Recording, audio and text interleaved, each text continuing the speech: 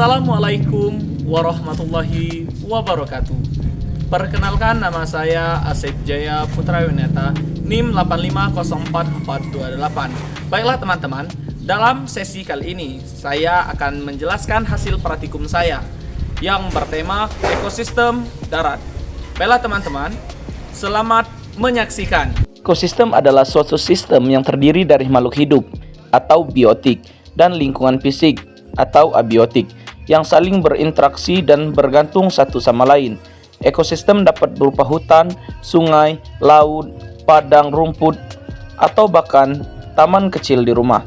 Dalam ekosistem terdapat komponen-komponen yang saling berkaitan seperti 1. Makhluk hidup atau biotik, hewan, tumbuhan, mikroorganisme.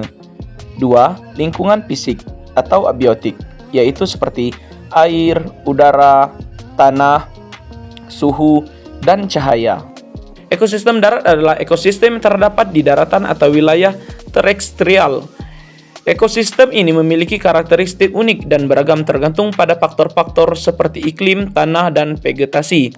Ciri-ciri ekosistem darat: yang pertama, keanekaragaman hayati. Ekosistem darat memiliki keanekaragaman hayati yang tinggi, dengan berbagai jenis tumbuhan dan hewan yang hidup di dalamnya. Yang kedua, ketergantungan pada iklim. Ekosistem darat sangat tergantung pada iklim yang mempengaruhi suhu, cuaca hujan, dan kelembapan. Yang ketiga, penggunaan lahan. Ekosistem dapat digunakan untuk berbagai keperluan seperti pertanian, permukiman, dan industri. Baiklah, dalam praktikum keempat, saya akan menjelaskan tentang ekosistem darat. Komponen hutan dapat terdiri dari komponen biotik dan abiotik sebagai berikut.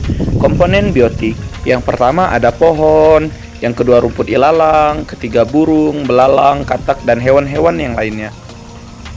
Kemudian komponen abiotik, yaitu seperti jalan, air, tanah, dan udara. Ekosistem sekolah dasar dapat terdiri dari komponen biotik dan abiotik sebagai berikut. Komponen biotik: 1. Tumbuhan, pohon, bunga, rumput, dan tanaman lainnya di halaman sekolah. 2. Hewan, burung, kupu-kupu, semut, cacing, dan hewan kecil lainnya yang hidup di sekitar sekolah.